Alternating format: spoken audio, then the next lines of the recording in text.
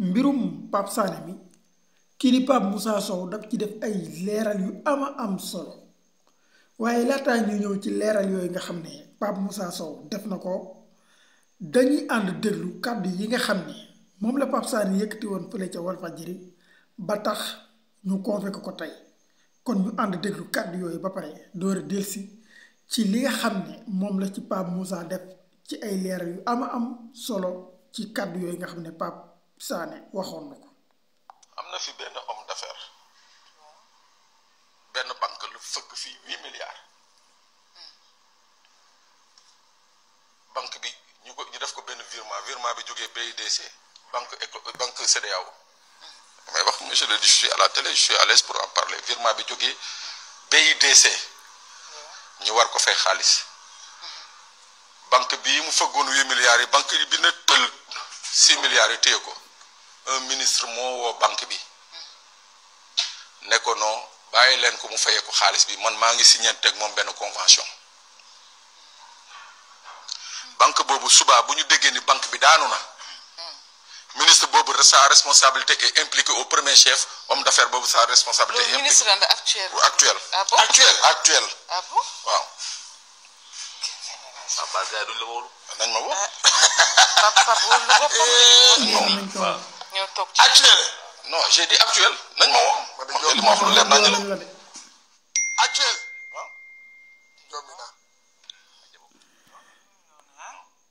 kon dellusi nañ ci kàddu yooyu nga xam ne moom la Pape Sané wax ba tax ñu woo ko te moom sax waxoon na ne nañ ko woo moo waral tey woo nañ ko ngir déglu ko dañuy daal di jàll ci li nga xam ne moom la ci kii di Pape Moussa Sow andi ci ay tontu ak i leeral yoo xamante si ne sax def na ko ci post bi nga xam ne Pape Sané def na ko gannaaw bi ndax xam ngeen ne gannaaw bi ñu ko joxee convocation wala bi ñu ko woowee ngir xamal ko ne dañ laa war a déglu ci kàddu yooyu nga yëkkati kii di Pape Sané dafa def benn postu Facebook daal di wax ne moom li mu wax moo ngi ko jële ci benn journal boo xam si ne bindoon na ko depuis avril 2024 kon loolu mi ngi woon ci espace public bi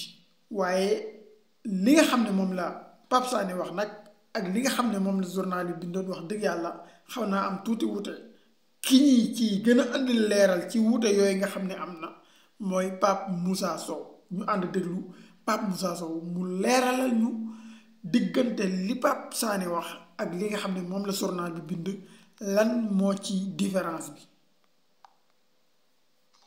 à l'époque alors donc kon lii ni mu demee boo déggee li Pape Sané wax ci extrait bi nga xool li mu defaat post ci Facebook renvoyé ñu ci article bii kii date d'août 2024 li article bi wax ak li Pape Sané wax bokkul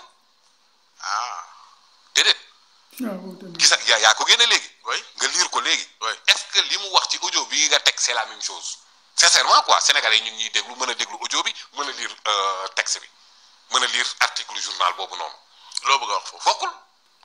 bokkul sax xoolal lii une bi la nañ delluwaat ca article ba Pape Sané je connais on le connaît. bokk nañu émission ca Walfadjri mais même avant loolu noonu man ak moom xamante nañ te gisante wuñ parce que bokkoon nañ bërëb bu ñu doon liggéeyee muy le journal Dakar Times man ma fa doon def chronique judiciaire tous les vendredis nit la koo xamante si ne foog naa ne loolu ña ngi ci woon ay ñi nga xam ne mën nañ ne ñooy jàkkaarloo ak moom tey Pape Sané mi ngi woon foofu ñu ne kuñ respecté woon la daal ndaxte wax dëgg yàlla bokk na ci ñi jàkkaarloo woon ak Macky Sall doon xeex ba xeex jotee loolu moom kenn mënu koo dindi lu am la loo xamante si ne wax dëgg yàlla jëf na ko ci réew mi day gis lépp kon ñu continuer di ci wax di ci defi commentaire Moussa mais dans cette affaire là boo xoolee li mu wax ci vendredi sur Walf ak teg article bi mu ñu renvoyé bokkuñu dafa ne banque bi ci biir dafa doon da doon bëgg a fëgg benn banque homme d'affaires bi da doon bëgg a fëgg benn banque lan nga dégg ci fëgg loo ci déggee yow non ban fëgg mooy mais ce n'est pas fëgg ay porte pour man ay dóor laa ci dégg man. alors léegi nga comprendre ne dafa bëggoon a fëgg benn banque léegi ban fëgg xeetu fëgg la dafa doon defi prêt ci banque bi. su doon prêt daan prêt fëgg de la wax. waaw mais fëgg bi lan naka quoi. yow ban sens nga ko déggee. non je comprends pas. da doon dóor waaw mais dóor bi naka ngay génnee xaalis ci banque naka la nit mën a génnee xaalis ci banque nañ foog loolu mu leer parce que génne xaalis ci banque soit da ngay def prêt wala nga defal leen ay prestations de service ñu fay la voilà loolu rek la mën a doon donc naka la waa ji mënee fëgg benn léegi waa ji boo comprendre moom li muy wax fëgg bi xaw a am lu ko téye ministre bi woote ne non bàyyi leen ko mu jàll kon donc dafay mel ni ministre bi dafa faciliter dóor dafa couvrir dóor loo ci dégg leneen bu amee beneen compréhension rek. déet man kay néew ma ci compréhension dara. non moo tax ba ko waxee plateau bi ñëpp a jaaxle. ministre bi mel ni kuy couvrir mel ni kuy faciliter ay dóor. waaw alors que l'affaire demeewul noonu boo delluwee ci article bii rek maa ngi wax sénégalais nañ jëndiwaat sax bu jaree direct news nañu génnewaat l'intégralité de l'article en question pour voir que noonu mënul demee noonu loolu yanuwul maanaam lan mooy BIDC. waaw banque d'investissement et de développement de la CEDEAO kon structure état la. waaw alors que ci texte bi da ngay dem ñu ne banque agricole. donc gis nga li nga lire yow banque agricole alors que BIDC ce n'est pas bokkul ak banque agricole BIDC mooy banque d'investissement et de développement de la CEDEAO. banque bi homme d'affaires bi dëgg-dëgg dafa amee xaalis banque bi mais état du Sénégal. dafa ameel xaalis homme d'affaires bi alors que ñaari structure yëpp état moo ko moom état moo la ameel fële mais état yaa ko ameel fii lii moo xew. c'est-à-dire soo ko gënee leen lan la ko ameel ñaata la. on parle ci journal de 23 milliards yu. état bi foog naa ameel na ko budul 20 wala soriwul loolu noonu 20 yooyu noonu milliards. léegi état bi ameel na ko à travers la banque bi waa ji amel na ko xaalis état bi amel na waa ji xaalis convention bi muy wax mais boo déggee tamit bul fàtte ne les trucs en question mi ngi à Diamniadio. waaw mooy pôle urbain. Diamniadio ak bul fàtte ne Sénégal mi ngi préparé JOJ. 2026 Jeux olympiques de la jeunesse. chantier yooyu war a pare avant boobu te gis nga président sax def na ci ay instructions dans ce sens. comme conseil des ministres bu yàggul dara. mais homme d'affaires bi boo ko téyee chantier du yegg convention bi c'est entre la banque et l'homme d'affaires en question pour que ñoom ñu trouver modalité de paiement bu gën a rapide lii mooy coow li.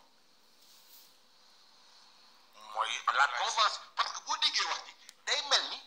waa ji bàyyil mu dugg man ak moom am nañ convention. wala boog day mel ni homme d'affaires bi am na fi marché il est devenu solvable jox ko xaalis bi nga xamante ne fëgg la ko jàppee xaw ma ndax Pape Ousmane yaa ngi dégg li may wax ba tey. waa ji dafa bëgg a fëgg banque bi selon Pape Sané banque bi mel ni lu am réticence ministre bi woo banque bi ne ko jox ko am na fi convention mais loolu day na saxal xel yi. wax dëgg yàlla. or le ministre en question Cheikh Diba. léegi kon li nga xam ne moom la Pape Moussa Sow wax yaakaar naa ne leer na nañ moo di ne bu ñu sukkandikoo ci article bi nga xam ne Pape Sané ca la ñu renvoyé parce que moom moo posté article boobu wax ne journal bi waxoon na ko waaye journal ba la mu wax moo di ne banque bi homme d'affaires bi da koo amee xaalis état bi ameel xaalis homme d'affaires bi ñu déglu Pape Sané ba xam bu demee wuy ji te nga xam ne tey ji la war a wuy ji lan lay teg ci loxo gaañ yi bu ko defee ñu del siwaat ci jërë ngeen jëf